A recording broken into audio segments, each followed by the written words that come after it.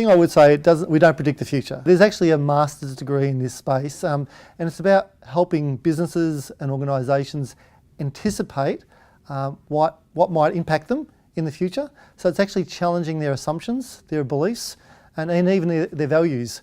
Often when businesses are doing strategic thinking or strategic planning, they're thinking maybe business as usual with a slight variation. They might use a number of methodologies like steeple, PEST to sort of anticipate what might be happening in the greater environment, but they don't do too much critical thinking, and that's not to be disrespectful to what they're doing, but if you look back at, say, Kodak and Video Easy, they're all very strong management teams, but they didn't see what was emerging, what possible trends that might disrupt them, and that's what businesses, I think, need to do in this space, because the world is changing so quickly and so rapidly that you need to invest time to actually think what could happen. It may not happen, but at least you are prepared for it and you may not get disrupted.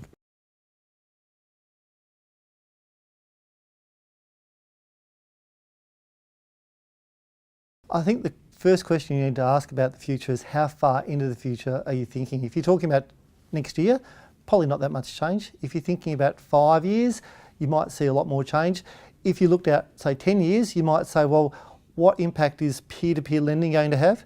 What impact is, say, blockchain, which is really an online ledger that it becomes the trusted advisor. You marry those two sort of emerging trends into place, then you could have a disruptor that could really take out the middleman, being a mortgage broker, a real estate agent, a conveyancer, and even a bank. We assume that banks will be here forever and a day, but as margins get squeezed, as our RBA rate reduces the lending rates to try and supercharge growth, people have to find other ways to get returns. And if you can cut the middleman out and actually improve the cost or reduce the cost, they'll get rid of the middleman. And that's my fear for a mortgage broker.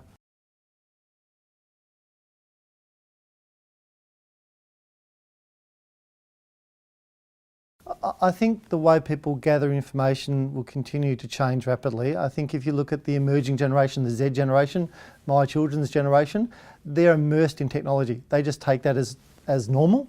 So I think people will always, or going forward, people will use technology to solve their problems, but they might need a trusted advisor, which could be a mortgage broker, could be a bank manager, that's going to help out or iron out the things that go wrong, because technology doesn't solve all the problems. But if you're looking for a home loan, for example, even the technology today, I've got a comparison website, it pretty well dictates your top 3 loans. There might be some policy issues, and technology will solve those problems in the near future. So what does a mortgage broker become?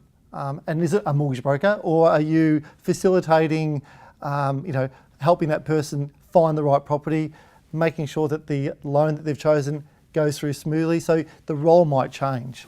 But I think the generations that are coming, and even the older, as our population ages, the ageing population actually seem to adhere to technology even more so. So technology is just one driver.